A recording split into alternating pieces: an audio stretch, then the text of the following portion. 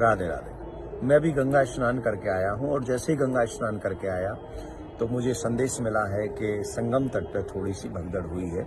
मैं आप सबसे निवेदन करूंगा कि इस समय प्रयागराज में कुंभ में बहुत बड़ा जन सैलाब है।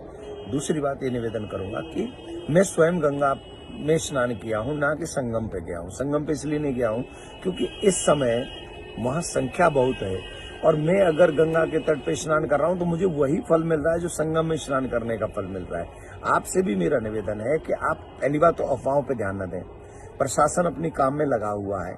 दूसरी बात आपसे एक रिक्वेस्ट है, बच्चे और बुजुर्ग आपके साथ में हैं तो आप गंगा के तट पे हैं, जमुना के तट पे हैं, आप जहां हैं अगर आप वहां ही स्नान कर लेंगे तो आपको वही फल मिलेगा जो फल संगम में स्नान करने का मिलता है। सच बताएं, अगर मन में भाव है और आप गंगा में स्नान कर रहे हैं तो त्रिवेणी में फल मिलेगा, त्रिवेणी स्नान का। और अगर आप मन में भाव नहीं है और फिर भी आप वहां जाके स्नान करेंगे तो भी वो लाभ कम मिलेगा। तो आपसे रिक्वेस्ट कर रहा हूं, इस समय बच्चे बुजुर्गों को लेके बिल्कुल भी न जाएं।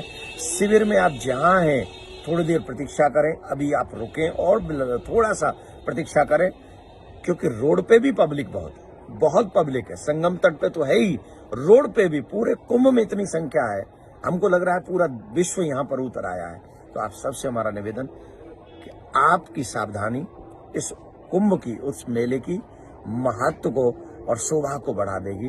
तो वी केयरफुल। आप सब अपने परिवार के लिए प्रिय हैं, हमारे लिए प्रिय हैं। यहाँ एक एक सनातनी हमारे प्राण से ज्यादा प्रिय है। आप हमारे लिए बहुत प्रिय हैं। जितना आप अपने परिवार के लिए प्रिय हैं उतना ही आप मुझे प्रिय हैं। एवरी सनातनी मुझे बहुत प्रिय है।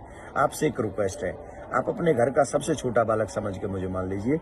अगर आपके मन में आज प्रयाग आने का मन है या कल आने का मन है तो प्लीज आप 5 तारीख के बाद का बना लीजिए। 5 तारीख के बाद का बना लीजिए, तब पब्लिक बहुत कम हो जाएगी और आपको आने में इजी रहेगा। सावधानी हम सब की हमारे कुंभ के लिए जरूरी है। राधे राधे।